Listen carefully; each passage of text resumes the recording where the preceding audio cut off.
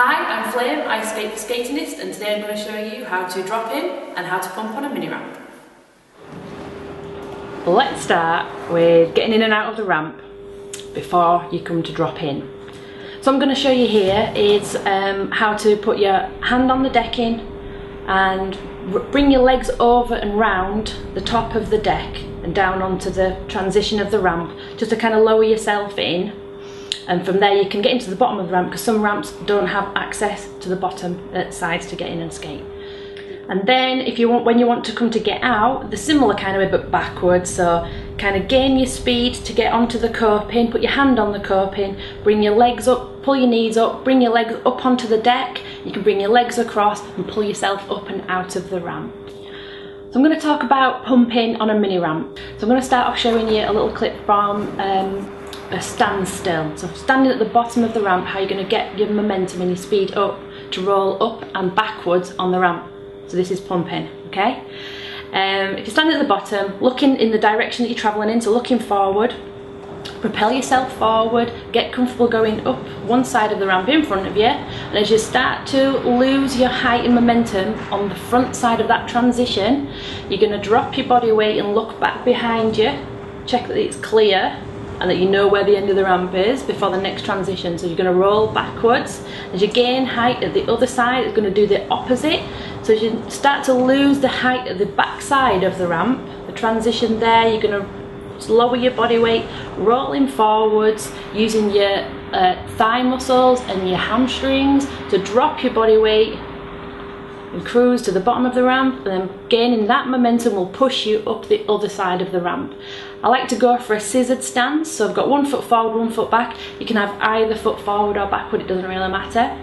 But go for a scissored stance, that's going to get you a nice solid grounding on your wheels. So you should be able to gain height quite quickly using both sides of the ramp and using your legs and your bum to climb higher.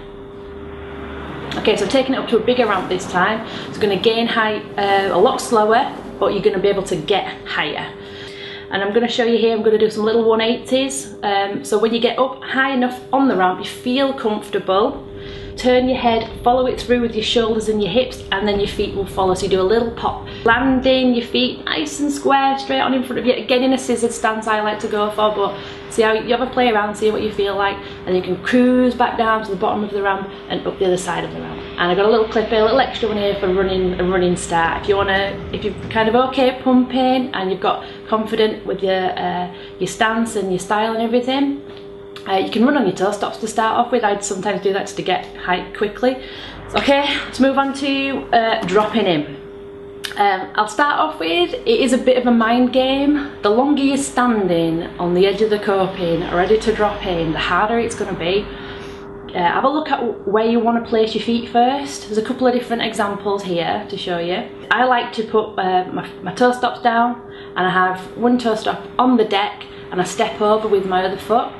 That's my preferred way of doing it. And I know a lot of people like to step, like toe stop step, and then 1 foot on the coping, roll in. Or some people roll in from the side, loads of different variations. Whichever foot you feel comfortable first, it's totally up to you. So have a think about how you might want to lead that drop in. My advice is to get to the coping, look where you want to be, don't look down at the floor, don't squat. You want to lean your chest forward and just go for it. If you're doing this a couple of times, you're taking a bit of a pounding, walk away, come back to it, have a practice at other things to take your mind off it. It is definitely a mind game.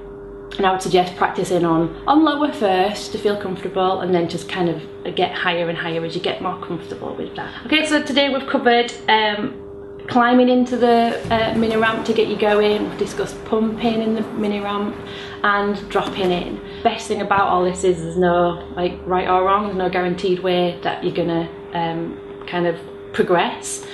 But what we're going to discuss next is taking it from the pumping onto your first stalls.